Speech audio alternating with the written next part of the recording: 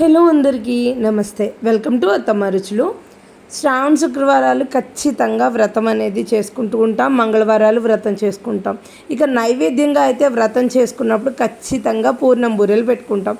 చాలామందికి ఈ వాయినాలు ఇవ్వడానికి పూర్ణం బూరెలు పెట్టుకోవాలని ఉంటుంది, కానీ అమ్మో ఇవి సరిగ్గా వేయగలుగుతామో లేదో, పర్ఫెక్ట్గా వస్తాయో లేదో, ఆయిల్ ఖరాబ్ అయిపోతుందేమో, లేకపోతే పేలి మీద పడుతుందని భయపడుతూ ఉంటారు.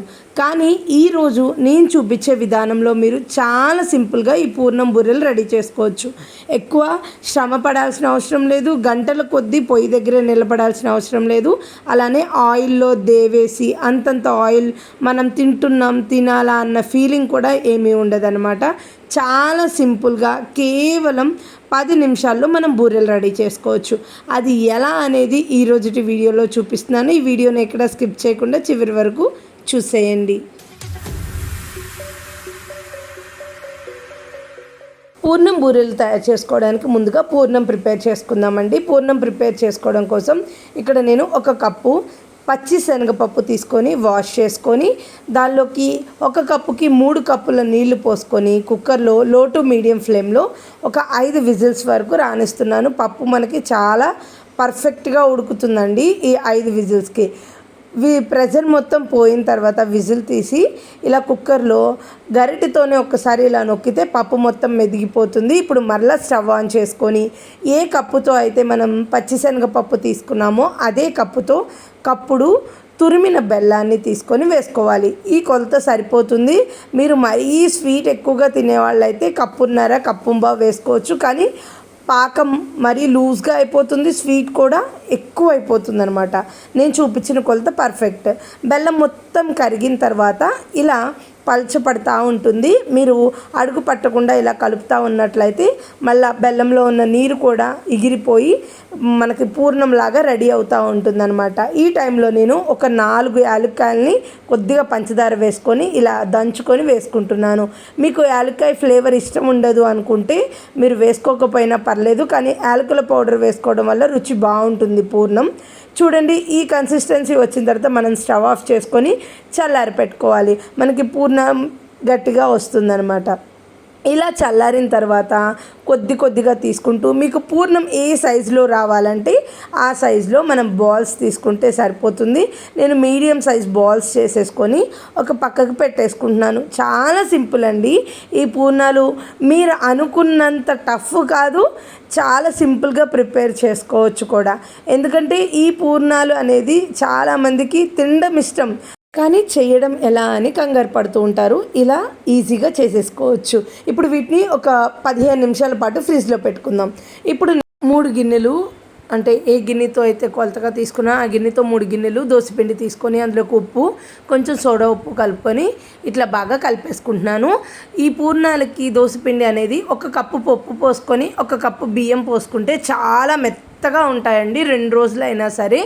కన్సిస్టెన్సీ అనేది మనకి గరిటె నుంచి ఇలా కాస్త ఉండలుగా పడేటట్లు ఉంచుకోవాలి. అంతేగాని మరీ జారుడుగా దోసపిండి మాదిరి ఉండకూడదు అనమాట. అప్పుడే మనకి పూర్ణానికి బ్యాటర్ అనేది పడుతుంది. మనకి పగుళ్ళు ఏమీ లేకుండా పర్ఫెక్ట్ పూర్ణం వస్తుంది. ఇప్పుడు మనం పూర్ణం బూరెలు వేసుకోవడానికి ఇలా గుంత పొంగనాలు వేసే ప్యాన్ తీసుకొని ఆ ప్యాన్లోకి 1 స్పూను ఆయిల్ని 2 గుంతల్లోకి వేసుకుంటూ ఇలా ఆయిల్ మొత్తాన్ని వేసేసుకోవాలి. ఈ ఆయిల్ని హీట్ అయ్యేదాకా ఉంచుకోవాలి.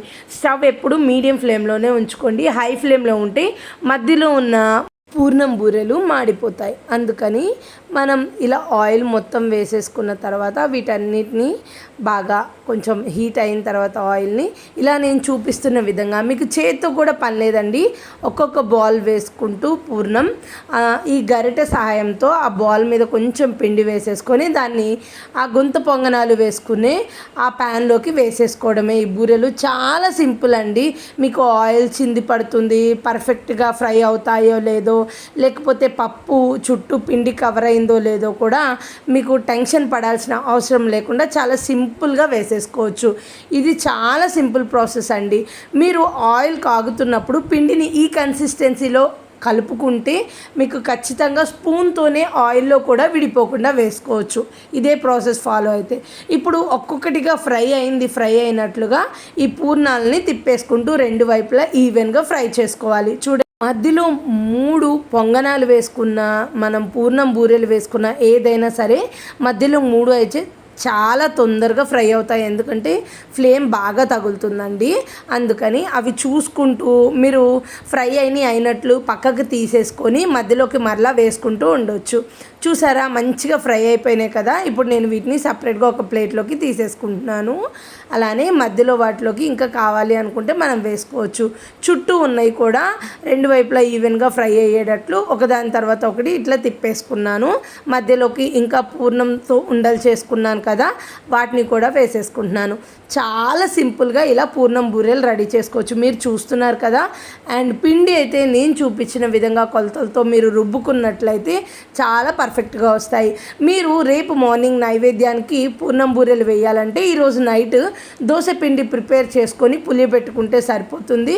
చాలా పర్ఫెక్ట్ వస్తుంది. పుల్లటి పిండితో అయితే అసలు రుచిగా ఉండదండి. కమ్మగా ఉండాలి దోశ పిండి అనేది, అదొకటి గుర్తుపెట్టుకోండి. నేను ఒక్క పూర్ణాన్ని ఇలా తుంపి చూపిస్తున్నాను చూడండి. ఎంత సాఫ్ట్గా వచ్చిందంటే మనకు లోపల పూర్ణం అనేది అంత బాగా ఉడికిపోయి ఉంది. చాలా టేస్టీగా కూడా ఉన్నాయన్నమాట. ఈ శ్రావణ మాసంలో మీరు వరలక్ష్మి అమ్మవారికి నైవేద్యంగా ఈ పూర్ణం బూరెలు పెట్టి వచ్చిన ముత్తైదులకి వాయనాలు ఇచ్చి మీరు హ్యాపీగా ఫీల్ అవ్వండి. ఈ వీడియో మీకు నచ్చితే లైక్ చేయడం, నా ఛానల్ని సబ్స్క్రైబ్ చేసుకోవడం మర్చిపోకండి. Thank you for watching.